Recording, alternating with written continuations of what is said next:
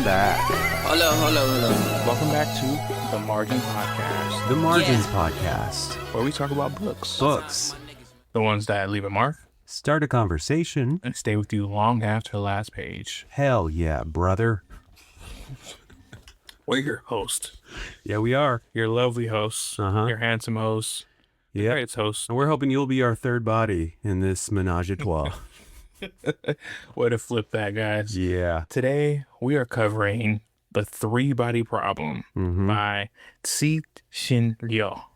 I'm saying that. Nailed it. Fucking it up. This is translated into English by Ken Liu.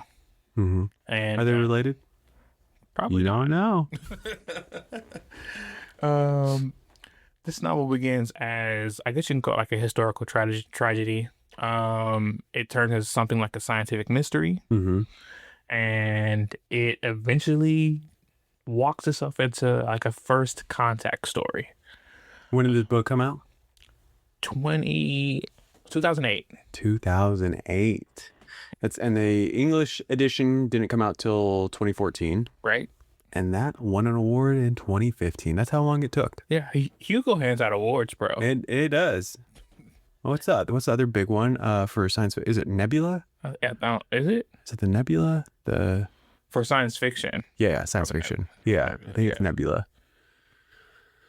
Well, like Hugo, they don't care. It could be like science fiction. It can be. You get one. You get just Oprah. Just fucking. Okay. It's great. Yeah. We've read. We've covered a lot of books. Yeah, a lot of Hugo winners. So that's cool. A lot of New York Times best sellers. Yeah. All right. So one of the central questions in the three-body problem is understanding if the main character, and by extension us as the reader, how invested we are in our own humanity, giving up on humanity, investing in humanity, the effects that has on your decisions. Mm-hmm. Not trying to spoil here, but kind of leading into so it starts off as there's historically it starts off during 1960s, right? So it's like the Cultural Revolution, yeah, right? In China. And so there's like a lot of humanitarian conflict that you are introduced to very early on in the book, which sets the tone for I want to say like not just the makeup of the characters, that because all the characters are affected by this in one shape or the other. Absolutely. Right. It's the catalyst. It's the catalyst for basically what happens for the next. I think there's like a 40-year time jump or something, right? Yeah. So the book starts, and then there's like a 40-year time jump, and then that's actually where the story kind of starts running. Yeah. Anyways, so the main character. One of the main characters that this follows, you start off 40 years prior with, right? Mm-hmm. Is Wenjie. Mm-hmm. And basically it's her father, her sister, her mother. And during the Cultural Revolution, the interesting part about this is that this didn't just split lines down like political lines. It split family, friends, coworkers, all of neighbors, etc. Right. And that was actually very interesting. Like, I loved reading that part. I was like, this could be the whole book. Just kind of get into the conflict that this created. But obviously it didn't stop there. And we'll get into more and, on kind of like what it covered and on the things that happened. But for sure, very important point to speak about is that this is something that actually happened historically. Mm-hmm. Yeah. Right. All right. So I guess we could just let's jump into a check-in real quick before we do the bulletin. How's it going? How's this week? It's been good. Chilling. It's been productive. Today was productive. Yesterday was productive. Are you gonna play the lotto? I think it's like Bro, I thought about it today. I took one of our cars to go get registered and smogged and all that fun stuff.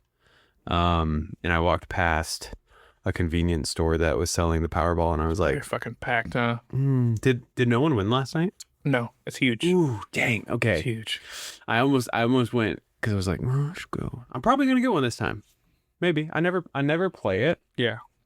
I don't know if that's also wrapped in because Mormons or LDS or however they want to be called. Yeah. When I was being raised, gambling is like one of the things. It's it's a like, no. It's a no. You're not doing that shit. Yeah. Like even like the sight of like a scratcher would be like evil, you know? Right. So now like at Christmas, you guys we'll are get good those. bingo nights?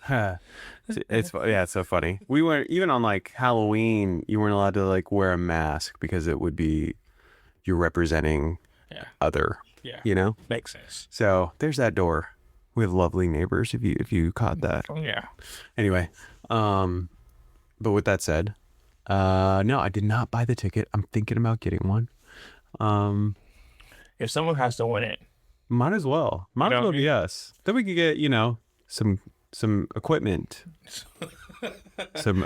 finally invest some road dollars into our set. Yeah, my guy here can get some sleep. Get some sleep. That would be nice. Fucking not retire early. Yeah. Just take a year. Yeah. 1 year. And before you retire early from Earth. Yeah, exactly. Exactly. For Earth forces me to retire. Yeah. You know? I another note, close friends of ours, Haley and Olivia, they're on their way. They're moving to the other side of the border World. but up. They're going to Canada. Wow. They're going the other way. I see a lot of people go into Canada. I see people coming down from Canada. Yeah, Olivia got accepted to one of the colleges there. That's cool. Yeah, so they're moving up there. Like straight up? Or are they going to like They're going Vancouver? to Vancouver. That's straight up. I think Vancouver. It's gonna be they're. It's not gonna take this long. They're taking 13 days to get there. They have a camper and That's pretty cool. a bunch of stuff. So, but because they're moving and we wanted to do like a going away gift thing for them, I knew they were gonna be on a road trip. I gifted them 2 books. Okay. And I said that they were interchangeable, but for Haley, I gifted her My Friends because the representation of what I feel like our friendship as couples has been and everything, and the impact that they've had in my life. And then Olivia, she's kind of a badass when it comes to whether it be politics, human rights, all the things. So I just finished, and I've mentioned it here on the pod, that I had been reading it for the book club, but We Will Be Jaguars, which is a memoir, which is news to me when I finished the book, because it's a note from the author, and it's Diamante who is speaking about her. It's about indigenous people in Ecuador, and how this like Christian faith came in and basically told them that they were wrong for being naked and wrong for believing their beliefs, but yet that Christian faith was also taking money and kind of pushing the oil company into that land. It's weird. It's almost like weird. Morality doesn't cross borders. Yeah, it's very selective. Yeah, seems quite selective. Selective.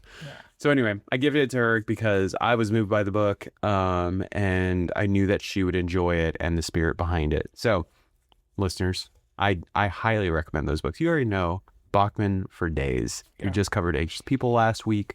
But yeah, We Will Be Jaguars, an amazing, amazing book. I think we maybe should cover it on here. It's getting a lot of acclaim. Is it? But yeah, it's a fantastic read. But yeah, that's what I've got going on. Got a lot of fun family stuff this month too. I love family stuff. Yeah. You know? Well, most of the time, 99% of the time, down for family stuff. Heck yeah. That 1% of the time. I mean, that's because 99% of the time you are doing family stuff. Yes, literally all the time. All the time that you have that's free, goes into the family. You don't have free. That's funny. You even use that word. That's why I was excited that you stole some time to go see Spider-Man. Yeah. Like, 'cause that's such a dad thing. Like, I have not. I think I don't know if I've said it here, but I had not gone to a movie theater to see like a release of a movie or at all since Max had been born, and Max is turning 2 in 2 weeks from tonight. So it's about time. It's about time. And doing it, I realize, I can do this. Yes. Like he goes to bed at like 8, and I turned to Rach before I asked. I was like, I was like, would you mind if I went to the movies? I saw something like tonight, and she's like, what time? I was like, after he goes to bed. She's like, I don't care. Yeah, if he's already down, then go whatever time you want. Got back around like 1:30 in the morning. Have not stopped thinking about it. Yeah, see? He's great. Great me time. Yeah. Right. That's how Mhm. far Infinity Castle. I was Heck like, yeah. saw like the 11 o'clock one. I was like, I think I'm gonna go to the movies. Mm-hmm. You know, That way you're not like me watching Infinity Castle on Crunchyroll now exactly. at home Years later. during nap time. Half of it yesterday, half of it today. Yeah. See. But no, I got to use my birthday credit at AMC, which was a free large popcorn and a free large drink, Okay. and got to watch my movie. Love it. Solid. How are you doing? You know, doing all the things, working, family, planning stuff for family. Big camping trip this weekend. Camping trip this weekend. You guys know me. I don't ever take breaks. I think the last vacation I took was 2016. This is when I got married. Yeah, see, I don't no It's almost 10 years. Yeah, that's literally A couple months away. So, yeah, that's about it. We'll see. It's gonna be hot as fuck. Yeah. So we'll see kind of how that goes. It should be a good time. What area? Lake Casitas. So Ventura. Oh, okay. Yeah, Ventura County. It should be slightly cooler, but it's never. You know, when you're camping, it's the hottest it's ever been all the time, or the coldest. Or the coldest. Yeah, I was like, oh, I've been on cold too. Yeah, it's one or the other. Or you're just like, do I just pee in my sleeping bag right now? Literally. Do I really want to open that zipper? Either of them? Yep. That's true. See, Yeah. it's hot as fuck or cold as fuck. Yep. So we'll see. Absolutely. It's funny. I had put this. Any movies? Yes, you did go see a movie. Covered that. All right, whatever. Let's jump into the March Bulletin. Yeah, it's about that time. All right, so, guys, welcome to our new segment, the March Bulletin. Today we're going to cover a few stories, right? So one of the stories is basically the Odyssey. It's killing it. Yeah, it is. And so, although, like, obviously, yes, as like a film, it's killing it. I think we had the biggest box office weekend ever between the Odyssey and Spider-Man. We're actually talking about the book, guys. The print. The Guardian reported that U.S. print sales of the Odyssey were up 76% since the film's release. Homer has gotten more acclaim in this past week or two than he ever had. Dang. And so the New York Public Library also reported that demand for the Odyssey rose more than 300%. It's one of the largest libraries too in the country. That's insane. That's insane. Right? So, thank you, Christopher Nolan, introducing honestly, we've all been introduced to the Odyssey. I think it's a part of curriculum. Yeah, absolutely. That's how I read it. Right? Like you have to learn. And by read it, I mean Spark noted it. Exactly. Like Watch the movie from the 90s. Literally, I swear to God, I don't really remember reading actually through it in school. I was just trying my hardest not to care. Yeah. Yeah, as much as possible. You think when they were translating and they're like Homer, it was just because they were like, what's he going? Like, where's he going? He's trying to go home. Trying to go home. Homer. Yeah. But he has a bunch of stories. It's true. And, Odyssey is just a piece. Yeah. Odysseus. Odysseus, you son of a bitch. So, all in all, do you think that like an adaptation needs to be faithful? Like, does an adaptation does it owe anything if it's sending large audiences back to the original book, right? Because adaptations, some of them stray far, some stay close. This one kind of shoots in the middle. Some things are not the same, obviously, because it's from his point of view, his cut. Do you think that it owes anything to like the original book or text if it's basically giving it a new life?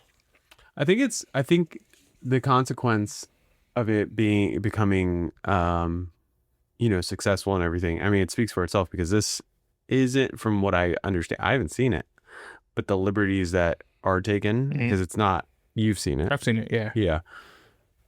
Would you say it's accurate to the original text? It's accurate enough. It's accurate enough. Like, to be honest, I can't say it's more or less accurate than any other adaptation of like But so no big swing. There's no huge swings here. Okay. For example, in the print of the Odyssey, the Cyclops is Poseidon's son, still Poseidon's son in here. Yeah. But the Cyclops, and Percy Jackson as well. Yeah, Percy Jackson as well. The Cyclops asks his father to smite Odysseus. Yeah. In the print, right? And so that's why they're having such a hard go at this shit, right? Trying to get home because they fuck with the Cyclops and they're being punished by the gods, right? Whereas in this story, they lean less into that, right? They're leaning more into they're being punished because the not the plight of man, but the fault of man, and not adhering to, being kind to your neighbor, like things like that, which were precedents set by the gods. So it's different, but it's close enough to where like, bro, like don't waste your time arguing the differences here. I think if the consequence or the result is the selling of the books or the people being guided to the books, no authors are complaining. For sure. Especially Homer. Yeah. Should we pause? Long gone. Yeah, so other than Homer, I mean, I don't think Homer's complaining. He's chilling in his Ash. All right, Little Free Library. We love them. Yeah, we do. Use them for sure. Use them for sure. That's how we got our Scott's edition of Harry Potter. That's hilarious. How I got this. I think my arc read, Blood Over Brighthaven. That's a fucking good pick for. Is that nuts? That's nuts. Yeah, that's nuts. And I did trade. Don't think that I just took from it. I traded books. I've traded really good books, especially when I've had I've a fallout with an author or a celebrity. Yeah. JT, I'm talking to you. I gave your memoir away. But yeah, I've definitely, and I typically will go to the same one when you and I work together. Yeah. There's a couple free libraries I would go on my walk. That's true. Yeah. I never, even if I have to like actually love a book to take it or to have like a physical copy of it. Right. True. Yeah. Because I don't want to just have a book to have a book. Because then I'm going to be asked about that book. And I'm going to be like, oh, do you love that book? Meh. Yeah. Yeah. That's okay, too. Yeah. You can have as many as you want. But I kind of look at it like having books for me is like, back in the day, in our time, we used to have like CDs and DVDs. So CDs, yes, I had to have loved them to have bought them. But DVDs, there was a gradient. Yeah. Right. If you got them, you got them. Right. Yeah. The ones that I have, because I still have a box of DVDs. Do I have a DVD player? No. But the ones that I do have, I'm like, I don't love all of these. Right. But I have them. All right. So the Little Free Library is partnering with studios, publishers, and authors. And basically... Yes, Little Free Library is partnering with studios, publishers, and authors to place adaptation tie-in books into communities. So basically, they're doing a huge push and they're leaning into the book-to-screen culture. Yeah. Which I love, right? It's the move. Love a good... Percy Jackson. I also saw today, is it Jack Edwards? He's the one that's been doing those interviews with actors and been like, I brought you a book. Okay. And he's like, he's the OG one. There's other press junket people that are trying to copy that. Yeah. Don't do that. No one likes that. It's not like he's the first to ever gift a book, but to make that like take so much stick, it's like, that's messed up. Come on. No one's doing hot ones again. Which reminds me, next time, let's do some wings. Progressively, what if we had them eat progressively hotter wings? And ask them questions. We'll do that with Pierce. No, but he brought up the fact that Reese, as Keala would call her mother, because which book was it? That Which Feeds Us became part of Reese's book club book. Awesome. Awesome. Congratulations to them both. But that really, it's a front, not a front, but like it's an avenue or a gateway for her production company. Yeah. Like all these books, it's so that she can have the opportunity to be the one to produce them. Yeah, for sure. And I don't find that as like, I'm sure these authors aren't like, oh no, don't do that to my book. Right. You know, it's an opportunity, but I do love how some productions are taking these on when they're done right. Right. You know. Yeah, for sure. Because there's a lot of avenues to get on screen, right? Yeah. So makes sense. I just don't want the spaghetti thing of like throwing shit at the wall and seeing what sticks. Yeah, what sticks. Yeah. Especially if we get like Netflix went through a phase, and I'm not saying they're done with it either, where it's just like, okay, let's make another show. The sets are all going to look the same. The timelines is we can probably cast the same people. What's weird about them is they don't do pilots. No.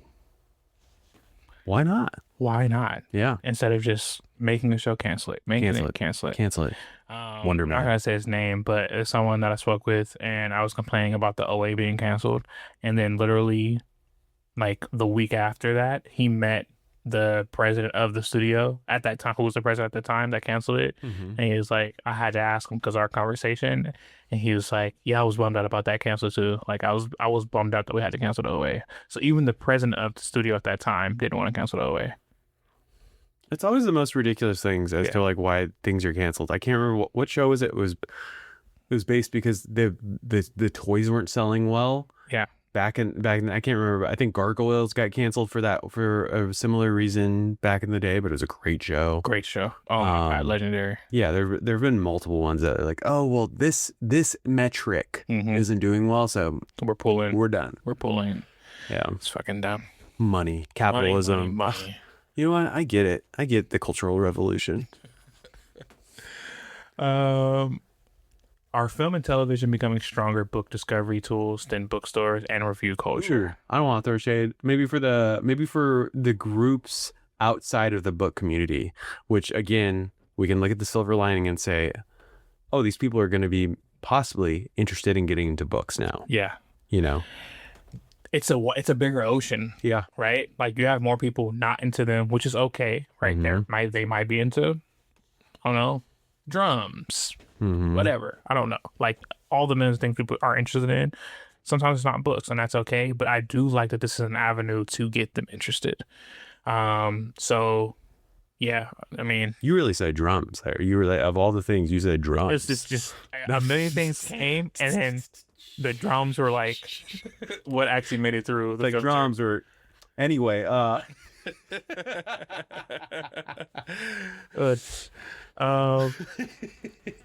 I think I do think that film and television are at this time, especially with like streaming, because most people spend their time watching their phones and watching clips of, even if you don't watch the TV show, you're watching clips of the TV show, right? I do think that it's for sure. It's, if not stronger, it's just as strong now. Blue Bloods, Young Sheldon, The Rookie, The Pitt, 100 other medical shows. Yeah. Have I ever watched an episode on TV? No. Yeah. Have I watched multiple episodes or clips of episodes on my phone through TikTok? Yeah. So many. And like K-dramas, Korean dramas as well. I've watched them and like, the business man. And I'm sitting there, I'm like, where's part 3? Where's part 3? But have not. Well, I turned the show on. No, but Young Sheldon, Georgie, and Mandy, and all those. Never watched a single episode, but I am invested. Yeah. Well, see, there you go, guys. Yeah. Next story. You want to take it?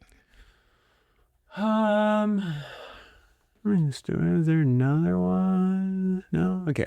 A new study says AI written fiction is gaining commercial ground. Researchers examined 14,000 self-published genre fiction books sold on Amazon from 2023 through 2026. Books detected with substantial AI-generated text represented a growing share of the listings and sales. The number of books with recorded sales grew 19 times, while quarterly revenue grew 8 times. The study found no disclosure of AI use among the books it analyzed. So with that said, should retailers require writers and publishers to disclose substantial AI use? Hell yeah. Abso-fucking-lutely, my guy. Yes. That's actually why I kept this answer. Yeah. Because we've touched on this. We've touched on it like a ton. Yeah. But from this angle, no. This angle, no. No. That's insane. That there's that many. Well, it's actually not that insane. Now I think about it, we went to school. We had to write those fucking papers. No AI. Yeah. References. Oh yeah. Do no we do AI. that bibliography? Bibliographies, MLA format. Yeah. Motherfucking Chicago APA. If I have to do it, you have to do it. Dante still has his kids as punishment. They have to write like 4 and 7 page papers. That's wild. With references. They better be writers at some point. Right. They can thank him. That's just That's hilarious awesome. to me. That is It's hilarious to awesome. me. You better write the whole thing in third person. We used to have to. I can't believe we should do that. And like now, that's non-existent. Yeah. Right. So, damn, interesting. Damn. But yeah, I do think that there should be some kind of disclosure because, it's an art. Writing's an art, Mhm. right? And I think that like, let's say if a robot was making a painting for someone, but I'm putting it out as if it's mine, right? That's Mhm. Damn. it's wrong, right? As soon as you said that, though, I will say you probably saw the light go out behind my eyes, and I apologize for that. Yeah. But as soon as you said a robot painting, whatever, it just goes to one of the coldest lines ever in a movie. You talking about iRobot? iRobot, where Sonny looks at Will Smith after he's like, "Have you ever seen a movie?" And then Sonny, "Have you?" Can you? Yeah. Again, you're like, damn. I love it. I might have to go rewatch that. I know. I love that movie. It's hilarious. Oh. Yeah. Can you? Ooh. And we're almost at that world. We're almost absolutely. at iRobot. Yeah. Give it 10 I'll years. take iRobot over I'm Legend. Not over a movie. I'm just saying, like, Oh, you said I'd rather be that over that. Yeah, for sure. Yeah. For sure. All right, so last one is George R. Martin. I'm not sure about this. I did not. This one had no filter. The other 3 did. He has been discussing depression and the winds of winter pressure. So basically, guys, you guys are stressing my boy out. Relax. We know he's taking forever. Relax, because the more depressed and the more pressure that you put, the longer. The faster he's going to kill all your people off. Exactly. And the longer these fucking books are going to take. Yep. But yeah, so he returned to his blog after like a 6-month hiatus, and he basically wrote about some grief, sadness, depression, and honestly just feeling overwhelmed, which honestly, I think that a lot of people living in America can, Yeah. Can relate. We get it. We relate. He's fallen behind on other projects he wanted to work on, and yes, the Winds of Winter is still unfinished. Sorry, guys. All that money's piling him down. This fucking depressing him. Yeah. This All the money that HBO's giving him for all these little wiping his spin-offs. tears with Yeah. $100 bills. Prosecco. Spagliato. When does reader anticipation become unfair? Pressure on the... Like, does the reader even get to have, like, because this is like a similar argument with like think like celebrities, and like you wanted a picture, like they're out in public and you wanted a picture, like is that okay? Like do they have the grounds to approach a celebrity while they're at dinner or out with their family and ask for just a second of their time, or Those seconds add up. those seconds add up, or They put do. pressure on their favorite writer to put out their favorite series, not knowing what they're going through, understand what they're going, like, do we have the ground for that? Like, what do you think? What's your thoughts on think that? If some of these authors want to go talk to some of the manga authors, these manga authors should be like, stop being a little bitch. Stop being. You think this is crazy? This is bad? Is your studio coming down on you saying hilarious. you got to keep working even if you're sick? Yeah, that's hilarious. Yes. Because that compared to This? Yeah. that's a funny way of putting that. But yeah. I kind of straddle the fence on it because I do think that and this is coming from a place of like me not believing that celebrity should exist at all. Yeah. I do think that they owe the comfortability of that their life provides. It's owed to all the fanfare they get from their people. Yeah. So, that question comes up all the time. Like, do I owe you a second of my time? No, I'm with my family, or I'm minding my own business. Who are you coming up asking for an autograph? Blah blah blah. And to be honest, I'm more like, I think John Cena said it really well, like in our not so recent interview.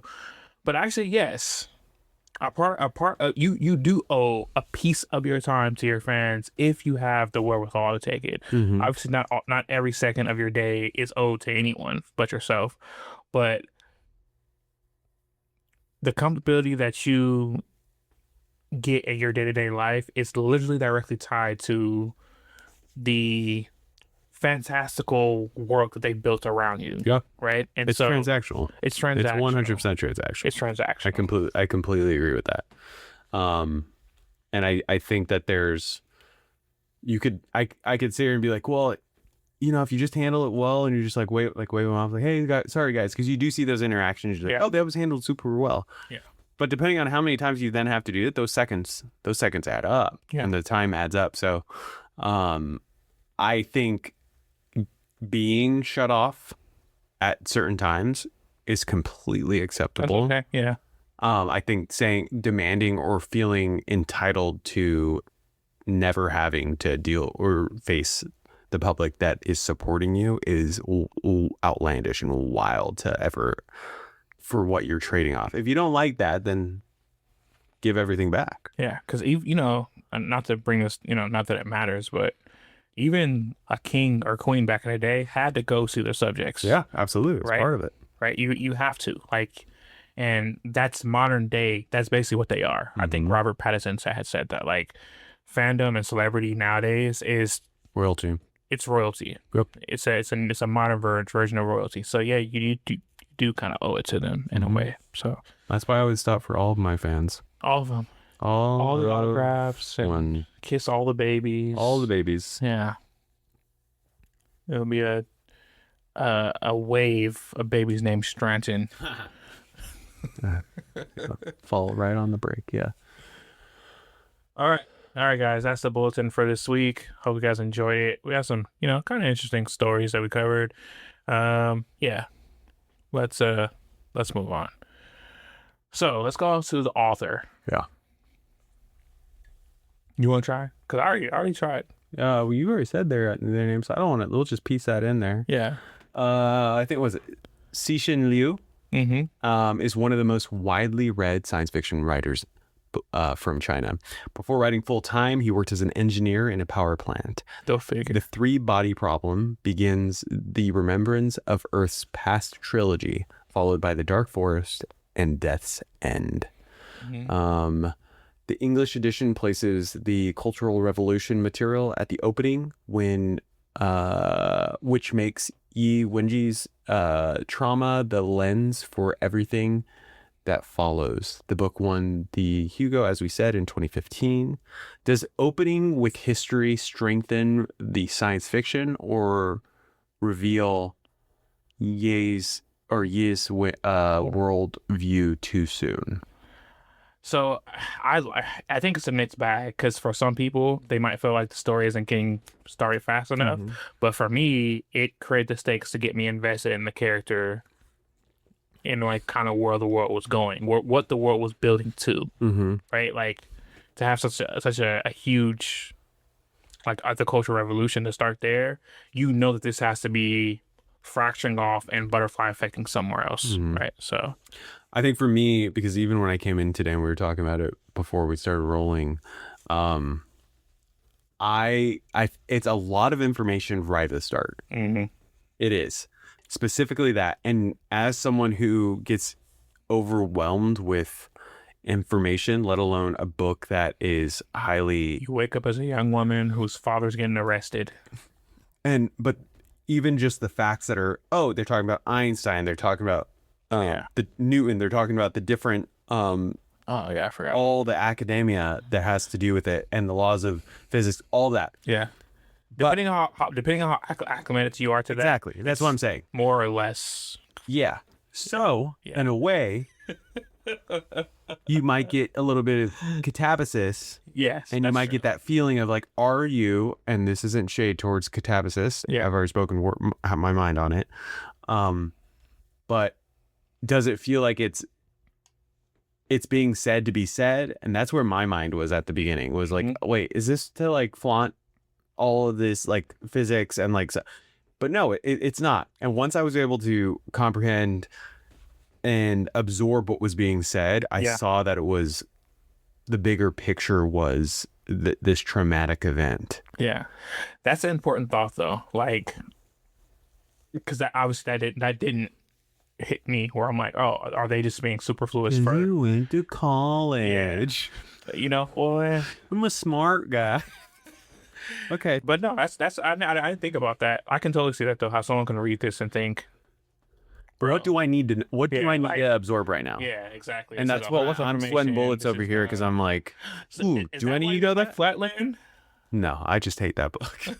I'm still trying to find a fucking correct reason for this. Yeah, no, I mean, I guess that's probably a part of it though. It's very much a part of it would that, you know, that's so much of it starts. Exactly. Right? And it walks you through what every do I have to know? Yeah. It has, although it does have something to do with like the characters in the world, you could have easily had the same story without that much information. I could see that. That's why when I originally almost DNF'd it, when you were like, oh, what about the revolution? You didn't like the and I was like, wait, what? Because I was already however many chapters in, and I was like, it's still explaining how the world is, and it's all like super. So yeah, absolutely. But as I grew to understand it more, still no, but it was crazy. But as I grew to understand it, I was like, oh, okay, this is just the vehicle in which this story is being transported. Right. This one, I will say, it's more edible. It's more edible because it's happening through the eyes of the characters. Yes. Right? Like, and there's more characters to experience it through. Whereas in Flatland, it's through a square. Yeah. Right? So, yeah. Very true. This guy's kind of, it's basically to help you guys with what he was dealing with, a little science primer, okay? A two-body gravitational system is a predictable system under ideal conditions, meaning like, if you have two things that orbit each other, it's very predictable. One of the things I had told you about, because I wasn't, before I even read the book, for me, it was like the pendulum, right? So you have a point at the top, a point at the bottom, and you can very reliably predict kind of what's going to happen next and where the things are going to land at, what's going to, etc. Fuck you. I was doing we could just roll the whole thing back. The whole thing was wild that you were doing, and at that height. I'm clipping that. That is hilarious. So while I was doing it, I was thinking, I was like, this feels wrong. And that's all you're thinking. And you went to the second one. I was like, oh, that's absurd. Wow. Oh, okay. That is hilarious. And all of a sudden, there's this three-body problem. And then you have the three-body problem, which where you just add another. You add another point here, a segment here, and then there'll be a third. Yeah. This one can swing or it can loop. It basically, guys, it creates a chaotic system. You said loop, in what right? used to be. It was a P? Yeah. Okay. It creates a chaotic system in what used to be what looked to be a system in which you can predict. Yeah. Stable. And this is important to the story because there's parts of the story in which you have to the characters are problem solving for something that honestly survival. Yeah. They're I don't think that's a spoiler to say. No, not at all. Right. So not at all. Yeah. All right.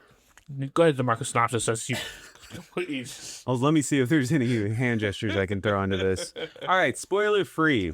During China's Cultural Revolution, astrophysicist Wenjie loses her father to political violence and later works at a secret military base built to contact extraterrestrial life. Decades later, a nanotechnology researcher, Wenjie, investigates scientists' deaths and apparent breakdowns in physics. His search leads to a virtual reality world ruled by 3 unstable suns. And that's like as in the sun and the moon. Yes. The mystery becomes a first contact story about betrayal, belief, and whether humanity deserves saving. She don't want to be saved. Don't save her, is what I always say. Don't save her. So that's a good synopsis. As you guys can see, the 3 body problems, the 3 suns. Yeah. Right. So not balls. And loop, not lube. I definitely thought so. I was like, damn, that is wild. You're throwing that in there. But yeah, guys, highly, highly recommend it. But as always, we're going to go to the 5 hard questions. 5 hard questions. And I will say, because it says for me to say, some of these questions, because all of our 5 hard questions have to do with book-based material. Yes.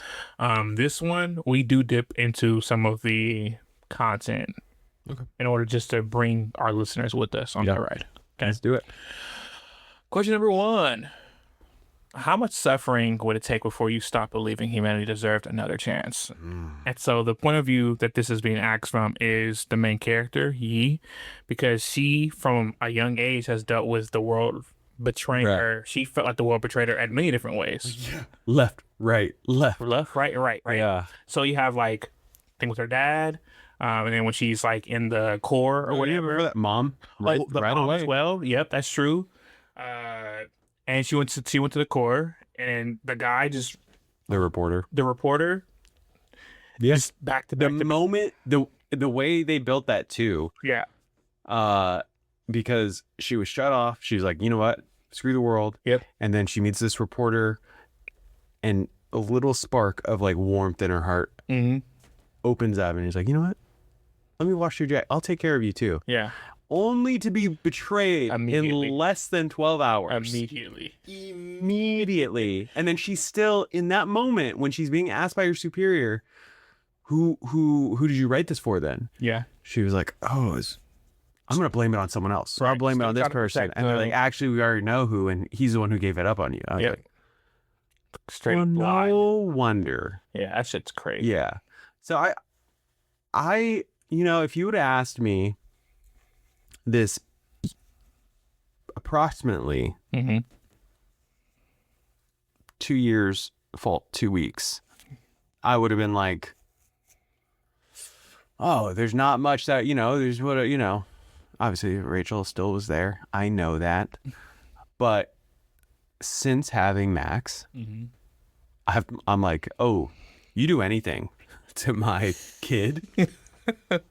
You think John Wick did some stuff? Yeah. Scorched earth. Yeah. Yeah. Because I'm like, I'll take y'all with me. John Q. Yeah, John Q. Exactly. 100%. Yeah. 100%. I would. Yeah. Love that movie. Yeah. But yes. To be honest, yeah, not much. Not much. Not much. I thought, growing up, maybe a hero's journey, you would think, oh man, it would, I would always write, I would Goku this the whole way through. And then you get old enough to realize, like, oh, there is something that exists that would take me there. Yeah. Yeah. Easily. Yeah. Easily. Yeah. On a drive, you cut me off now. Yeah. I thought my road rage was bad, and I've only honed it in and like because of my son. Yeah. And because of my family. But also on that same double-edged sword, I'm like, oh, but if you then purposely endanger me and I have the kid in the car, I have very much threatened a life before. For sure. So yeah. All right, I like your answer. I can agree with that. And just to add to it, one thing I really liked about this part of the story was that there's a story within the story. So you have the main character, and she's brilliant. She's a brilliant person. Her dad's he's like a professor or something like this, right? Taught and so many of those people. Right. And like, so basically the world is telling them the world is putting them into a space where they either have to agree or quite literally die. Yeah. Right. Or be in jail or whatever. Yeah. Basically be a martyr for it, right? For your beliefs. And it kills ingenuity. It kills creativity, all these things. And so you can see her spark go out. And then at that point, when she met the reporter, that's when it's relit. Yeah. Right. And so I do like the story within the story that happens. All right, question 2. If a more advanced civilization promised peace and order, but demanded control, would accepting them be surrender or responsibility? What matters more, freedom or survival? Do you have a responsibility to survive? That's tough. And I think it depends on how you're approaching it from like as an individual, or like, are you speaking for a family, For everyone. a community, a world, a nation, right? Yeah. Um, Because in the book, we're dealing with, like we said, this outer, yeah, you could say that. outer world, civilization basically comes and says, this is a place. This is, we're gonna make it better. We're gonna make you better. Even before you even realize that, there's the fear of, which is something that's very real life right now. Like today in science in general, is like, we don't know how advanced, if there is life other places, we have no idea how advanced it is. Yeah. Right. We can be like fucking Stone Age compared to, and to be honest, if there was life already like here from that traveled here, we are basically Stone Age. There's a better chance that that's the case. Yes. Yeah. If that's the case. Yeah. Yeah. So what's your answer? We talked about this a little bit. Yeah. Survival. Okay. I think you have a responsibility to survive. I think that, and this is me really digging deep here into like what I really believe, but I do think that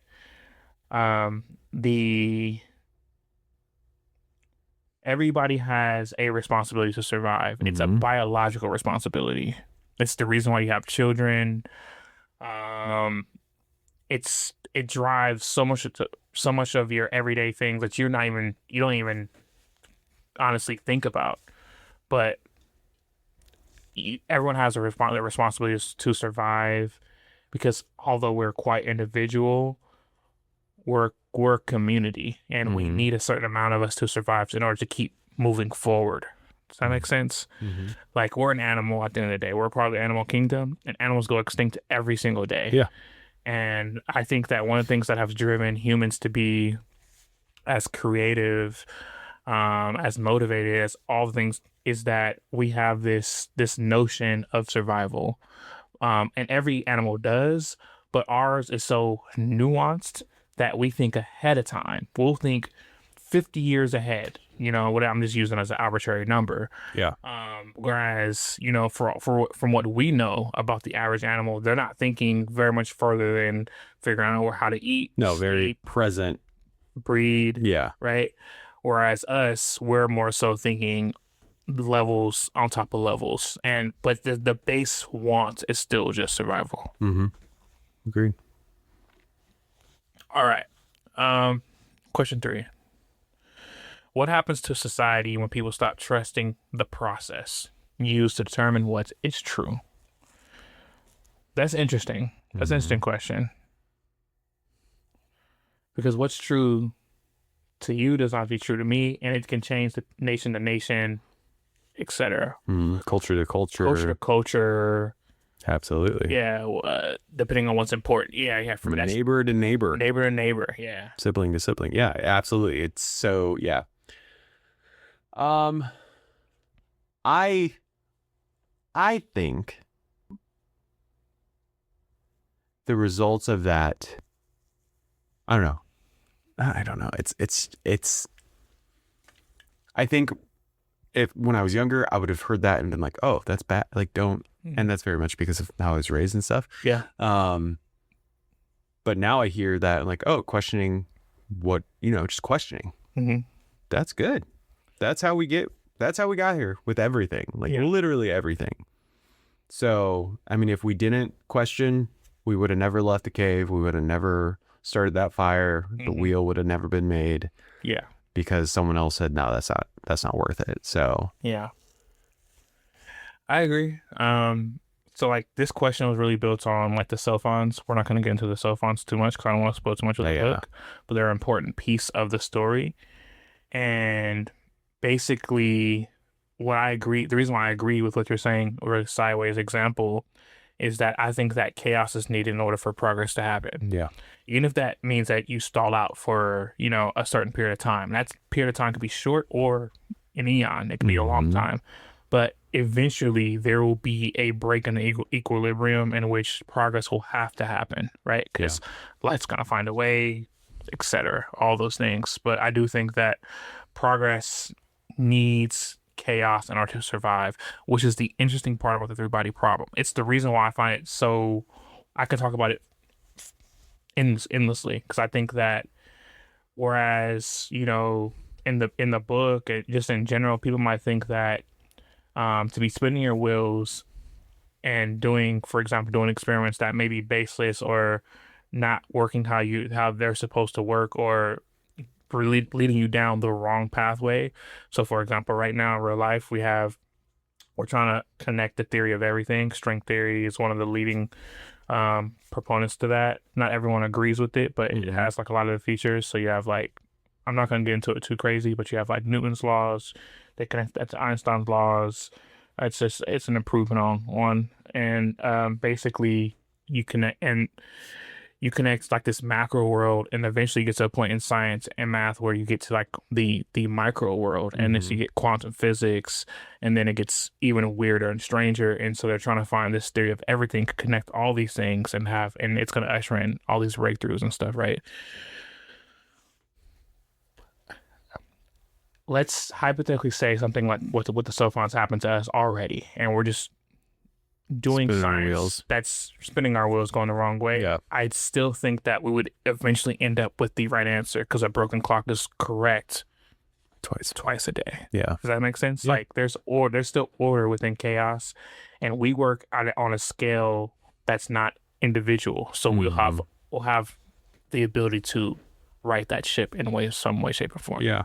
And this podcast isn't like, obviously for those that are listening, isn't the one, we're not gurus like Jay Shetty or anything. So this isn't me sitting around and being like, hey, failure is only, it's just a piece of success. But realistically, that is where this would come into play. Yeah. The whole, I know we've said it before, the whole, it is what it is, it just is. But that time of spinning your wheel, hitting those failures is all part of the ladder to getting to where you need to. If everything went right for you your whole life, you'd be fucked. Yeah. And you'd have no baseline of growth. Because the first time that it does come up and you're ill prepared and you have so much more now to lose. Yeah. It's going to burn everything. Everything's ashes at that point, right? Yeah. And then having no baseline for growth is dangerous, because you don't understand how far you have to go, how far you've come, what you need to do. So it affects even your ability to think about and plan. And it's, 100%. Full stop. Good question. All right, last question. I think we're at 4. Oh, fourth. Yeah. All right. When does personal pain become a dangerous source of certainty? That's tough. Immediately. Immediately. This kind of coincides with the first question. Was it the first question? Yeah. About what's what could change your perspective or whatever. I think this coincides with it just because that is, again, not to overuse it, but the catalyst. If it will then determine how you perceive everything, respond. And will be the consequence there. Yeah. Yeah, I agree. And oh damn! I read that and I answered it. So that's okay. That's perfect. That works. I agree with everything you said. I think it happens immediately, and it's gonna affect everything. Yeah. Last question. Yeah. What do people owe to generations they will never meet? What do you owe to the people who come after you? Can we go on Boy Scouts? You leave the place better than you found it. Okay. You go camping, return it to as it was or better. Watch it.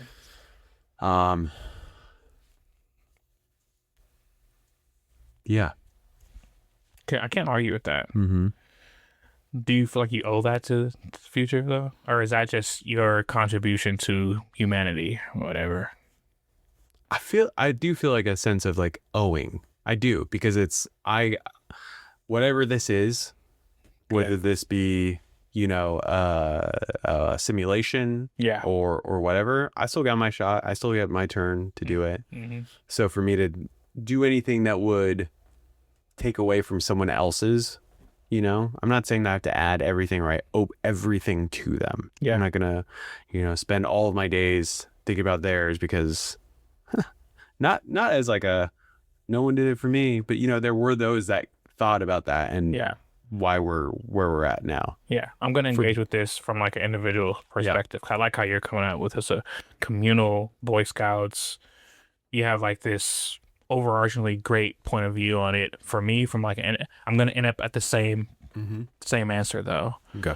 I would do it, but from an individual standpoint, I'm doing it because I want to be the example for the next person. Yes. Like, if I do this correctly and I take care of something, then I'm showing what I view as a good behavior, and maybe someone else will come pick that up. Mm-hmm.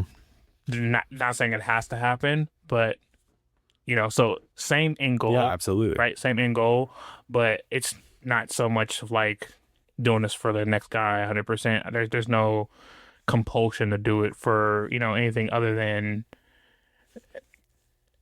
I've dealt with situations that I'm like, oh, this could have been handled better. I wish I seen someone show me how to do this better, or you know what I mean. And so eventually you start walking life to where I'm like, oh well, just live life like that every single day. Just be better in general and lead by example. Yeah. Yeah, Absolutely. awesome. That was the 5 hard questions. They came, they went. How do you think about it? It was okay? Yeah. I liked them. All right. We can try to run through these, quickly if we want to, but not, whatever. Yeah. Deep dive, guys. Deep dive. We've kind of been walking you guys into deep dive already. Yeah, we've been doing it. We've been doing the quite a past bit. couple episodes, which Yeah. I do like. I feel like we're able to flesh out more of the book. Yeah. Can we just there's one thing I do want to talk about. Yeah. The fact that she sent that message out. Oh, you want to jump to the spoilers? Is that spoiler? For sure. Okay, fine. No, we can No, talk about it because we've already been No, let's discussing. save it for that. That's right. Okay. Because that is something that I guess that is. That's a huge part of the story. It is, but it's also at the very beginning. Yeah. I feel like spoilers are further, but yeah, no. You're right. You're right. But You're right. Okay, so you could. Yeah, I would say her motivations are the spoiler. So maybe that's not the spoiler. Yeah. But finding out her motivations behind it, it comes full circle. Mm-hmm. True. Yeah. We'll save it. Okay. So Cultural Revolution is the real beginning of the first contact. And so here's the thing. I know immediately, I'm like, why do they have this huge ass fucking antenna? There has to be something, right? Yeah. What do they call it? Was it what mountain? Was it Antenna Mountain? No, it's Radar Mountain. Radar. It's I something. think it's yeah. And it's where they had like the base at, the secret base, right? And it's like they're doing all these, they're doing tests, like military tests. I like that because it really mirrors real life, like how they were like testing things with the weather and or doing things that mess with the weather. Yeah. We view it as them doing tests that are fucking with the weather, and we think it's purposeful, but for them, they're like have this whole other fucking mission, mission. So there's in that part you get like the story of like the public killing of her father, the public betrayal between her and her family, right? Because it was like her mom, right? had denounced everything that her father was said, and was like, "Oh, I've seen the light. You need to repent of what you're saying." And it kind of drove her crazy. Absolutely, it kind of drove the mom crazy. Right? That much pressure on the psyche at that time. Oh, I can't imagine. It's like save herself. She chose to save herself. Yeah, she chose to save herself. She could be, and she could be in her mind, I'm saving myself so I can save my daughters, really protect them. But right, it's a lot to unpack there. So science is humiliated. It's kind of funny. We're kind of going through that right now. There's like Yeah. a turn away from science. Family loyalty collapse. We just spoke about that. Okay, blah blah blah. Receives warning, answers anyway. Okay, But this is what this is we're what going there anyway. We're there. We're there. So we should just say, let's go ahead and say this is a deep dive is also going to be mixed with spoilers. Yeah, for You sure. with that. Yeah. So she starts working on this mountainside that has this radar or this satellite, and it's finally disclosed to her that the project, what they're doing is attempting to send messages out to space to see who responds, make contact. Who would have thought that was knock on all the doors? What could happen? what could possibly happen? What could possibly happen? And they learn that the sun acts as a magnifier or a amplifier for these messages. Exactly. Yeah. And so that's how they were able to even get it out far enough to where it could be heard. So is aware or is finds out about this, super intrigued, and is there when a message comes back. Yep. And the message basically says, "Yo." So Do not respond to this. good thing the message came to me and I got this first. Yeah. But the person, the Trisolarans, Trisolarans. Trisolarans, they're trying to conquer other worlds. They're trying to find their own world. Yeah. Do not answer this. Don't answer this because this would be bad. And that's where we've kind of been jumping around about because in that moment, after all the despair, after all the humanity was just basically like, I don't care about you anymore. She said, bring it. Yes. I'm going to kick back. So she said, oh, don't sure. And she just sends it anyway. Yep. Full send to the Trisolarans is like, come. Yep. Which is insane. Bring it. Imagine. Yeah. Oh my gosh. When that shit happened, I was like, this is crazy. You watch movies, you see, shows, movies, stories, all of these, and you get these characters that have gone through so much, and you're like, in some ways, It's justified. it's justified. Like I got yes. Oh, it doesn't even have to be Yes. it doesn't even have to be justified. It's just like, I understand. Yeah. Yes. 100%. It's not like, Yeah. oh, you're right for doing that. It's just like, I yeah, get it. I was on that. I get you. If all of that happened to me, I would not. I don't judge you on Because this. she has no love for this world anyway, Why would she? right? Why would But she had like a daughter and a family, but she was just acting out a role that she thought life. Oh, after. You're saying after. Yeah. Yeah, not when she sent the message, though. No, was it? No, it was after. Not yet. Yeah. Was it? Because I feel like he got in trouble. The guy got in trouble. She might have been pregnant. I think she was pregnant. Yes. When she sent them. Yes. I think she was pregnant. You're right. Because then. Yeah. Right? Yeah. I don't want to spoil that part. Exactly. That's too much. Yeah. But yeah. But even so, it's not like. I don't know if that's spoiling, but love. So again, not like what It's just it a role. was what it was. Yeah, it's a role that she stepped into because she's not out of body at this point, right? Like she's given up on whatever this is that we're trying to experience here. She says, "You guys fucked me over," and then the only thing she really cares about at this point is the science of it all, Yeah. right? And then she gets to break through, and it's the scariest message that you would ever fucking see. And she says, "Oh, no problem. Bring it. Bring it. I will help you. I'm gonna help you." Yeah. Yeah. And so, okay, I guess that's gonna. I don't want to go further than that because it's gonna end up spoiling. But okay, cool. So she sends the message back and starts the process of the Trisolarians finding us because they even know where the fuck we were. Yeah. Right? Because even if they had this advanced civilization, more advanced than ours, but still space is so vast, they just knew that they can send signals, they can receive signals, and so when they receive the signal, they're like, oh, it can come from Anywhere. this amount of amount of light years, but they still needed that return signal for them to really pinpoint. They knew the return signal, and then they needed to start vetting to see if it was even worth the effort of starting that journey, which is what happens for the next 40 years. Yep. Which for them is nothing. Nothing. Right? Because you you go through eons with him. Mm-hmm. Like, so in this period of time that you go through with the main characters, guys, we only referenced when we talk about the three body problem, but the three body problem within this book is a virtual reality game. You could call it that. We could call it that. Yeah. And so this virtual reality game, it's like a worldwide game basically, and people are participating in it, trying to.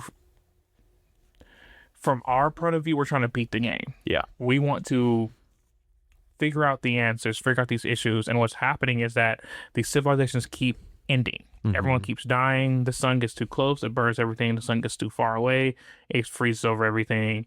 It takes eons for things to stabilize. And then they fall again. They restart, they go again. They restart, they go again. Sometimes they die really quickly. Yeah. And I think there is no progress. Sometimes they die slower, and there's a lot of progress. And so this happens. And at this point in time, you don't know the connection 100%. Mm-hmm. Like, as the reader, these two things are separate. You have a video game, which is happening on Earth that you're trying to figure out this problem, and you have the message that we sent out. And then at the point in which it converges is around that time, right? Where we figure out, like, oh, she sent that message back. And you find out about the Trisolarian that actually was a traitor. He was also a traitor, but for a different reason. Mm-hmm. He was like, these people have a whole world, a beautiful world that's stable, and they have a language, and that, like, they care. It's the same thing about, like, people here who care about, I don't know, like trees and, all the stuff that the average person kind of doesn't know enough to care about. Yeah. And basically, they're like, you dickhead. Yeah. You're going to jeopardize all of us because they're trying to survive too. No, fuck that. And so he didn't even kill him. Mm-hmm. He was like, no, I'm going to keep you alive. Yeah. Because I want you to see what's going to happen. That's the thing. I love the question or the multiple views that this book poses, because, like I said, you're like, I understand your plight. Yeah. I don't fault you on that. Mm-hmm.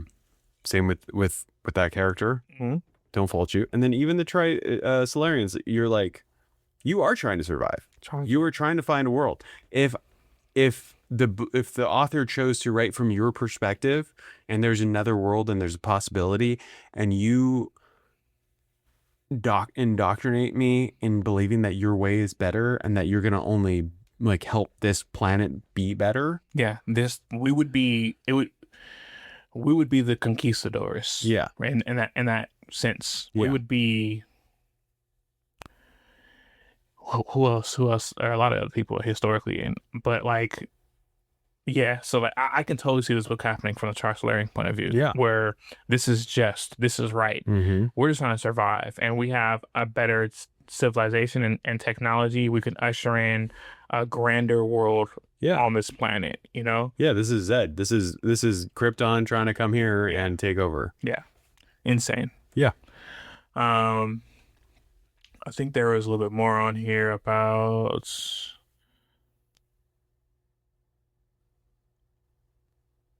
I love Dashi. That was the homie. Yeah. I liked his character because it was more.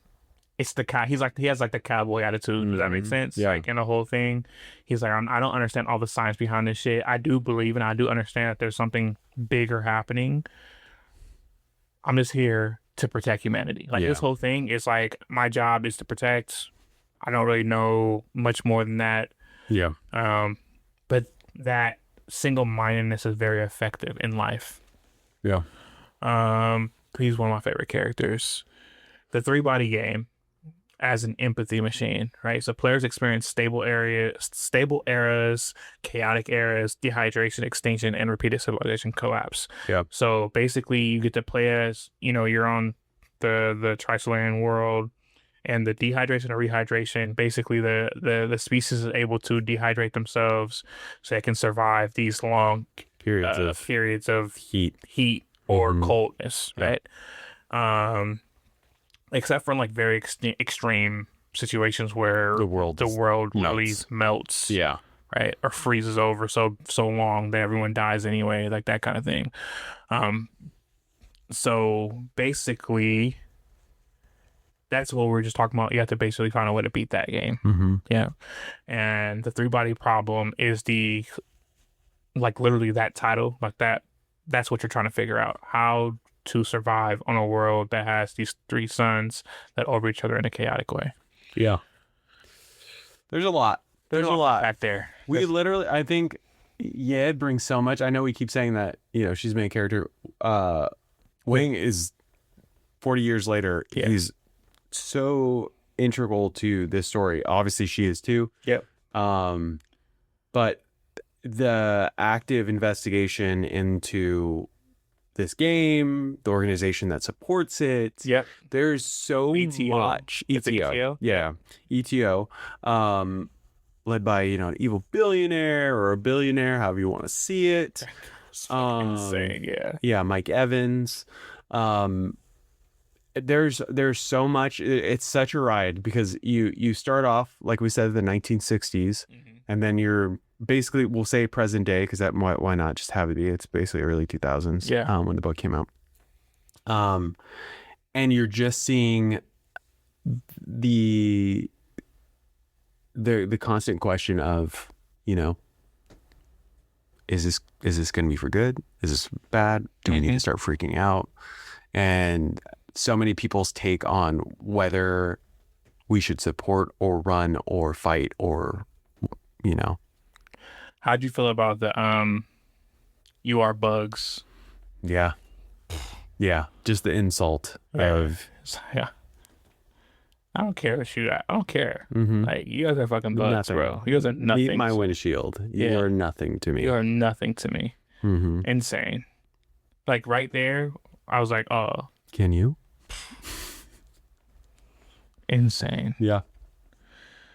I haven't seen the Netflix adaptation, so I don't have much to say about that. I'll run through what I because I did a lot of the recaps. I watched one episode and then I was like, oh my gosh, this is so different. What I will just say is that instead of the intro starts off page for page exact. Okay. As far as Ye's story and how that goes. But then it jumps to 5 different characters that meet up due to a death. And it ends up being Ye's daughter. Well, that's a part of it. That is part of it. But wait. Yeah. That went to Oxford with 4 other people, and they were called the Oxford Five. And so Wang's character gets split into basically 5 different people. And there's one person, like each, and they're all different characters, different genders. Yeah. But one is a nano, what he was. Nanotech. Yeah. Another one's like owns a snack company. He dropped out and is really rich from that. One's a teacher. Another one worked with Ye's daughter. Okay. And they're all, it's split up about who's seeing something we actually haven't covered.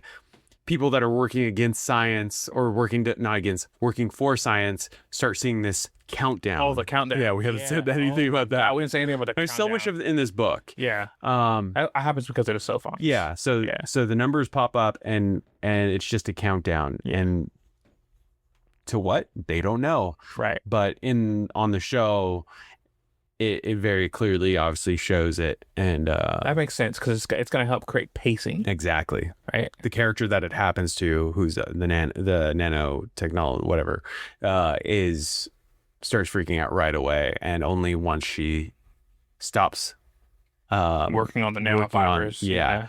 Does it stop. And then she goes back into it like it does in the book. Yeah. But it was an interesting take that I get it. It sounds interesting, man. It sounds like a good show. It does. Yeah. Great actors in it too. Yeah. So it's not like bar for bar. I was super interested in it. Season 2's dropping soon. Yeah. The trailer just came out. I think by episode 6 is they cover the book. Wow. And there's 8 episodes. They cover crazy ground. Yeah. They're like hour long episodes. Yeah, but that's still... It's still wild. Yeah. Still wild. Because it's so much. Like, we didn't cover half the shit that happens in the book. Like, it's just so much. Yeah. Like, we didn't say anything about, like, the cosmic cosmic background, microwave, the No. blinking. So the blinking. Yeah, Exactly. all They that cover. kinda goes They cover more into the that. self-cons. I think at the end of episode 1, they do the blink. Wow, that's insane. Yeah. Okay. They show the not in episode 1, but they also do the ship and the nano and show that. Really? Yep.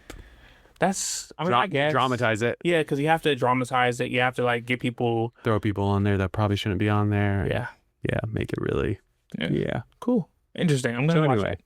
Interesting. Very interesting. Yeah. Great. Like I said, great actors on there. I think it was done. I think it's done well.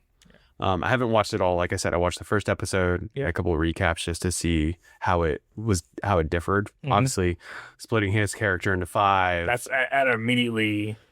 Yeah. Yeah. Shifts things. Mm-hmm. Yeah.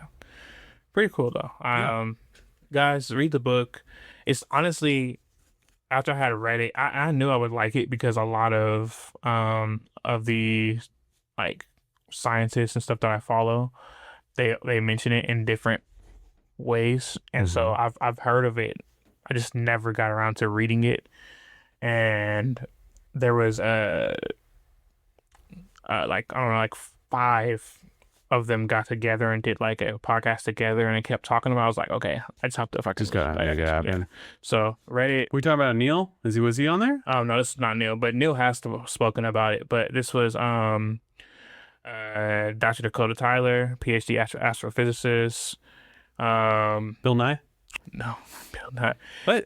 No, the other guys from First Principle Physics, and so it's a great. If you guys don't know, look up First Principles, and then also look up Dr. Dakota Tyler, Dr. Star Kid. Yeah. But anyways, if you guys want to rewind to him explaining the 3-body problem with the pendulum, be my guest. Yeah, please light some candles. Delete that. Delete that from your memory. Fuck you guys. All right. With that being said, guys, thank you for joining in on another episode of the March Podcast. Go check it out. The 3-body problem. It's a trilogy though. It is. I'll tell you guys like I didn't tell Strand. But I asked specifically, is this a series? Because I can't start something without finishing it. I had already started reading the second book. I don't know. It's because of your explanation. This man will say, but you don't need to read them because you already like. You don't like, honestly, if you're not into sequels and stuff, or you just don't want to wait and do, which you don't have to wait. This one you can already just kind of blast through the books. This is one of the books. I don't think it's important to read past book 1. Buy them because support the author already to not do with a bunch of books like that. Yeah, not many. See, that's a very much a sequel guy. Personal, opinion, not a sequel guy, not a fact. A fact would have been you telling me there are. It is a series. Yeah, this is book 1 of 3, but you didn't. Yeah, and that's why we're making a clip out of that now. Sure. All right, guys. Well, this has been the 3-body problem. We have been reviewing the 3-body problem. We're not the 3-body problem. What are we doing next week? We're doing that one. That one book. We'll see. Written by that one person from that one land. That probably got a Hugo Award. Most likely. If you know, you know. All right, guys. Well, come check us out next week. Subscribe. Like. Follow. Share. Please. And yeah, please continue to comment. We had a great clip. You guys were all letting us know what your automatic buy is for these different authors. Yeah, we'll come up with another great question for you. We'll keep engaging. But till next time.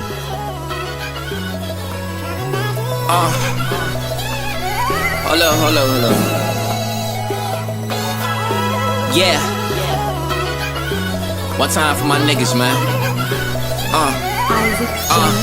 Mama said there be days like this. Mama said there be days like this. Mama said there be days like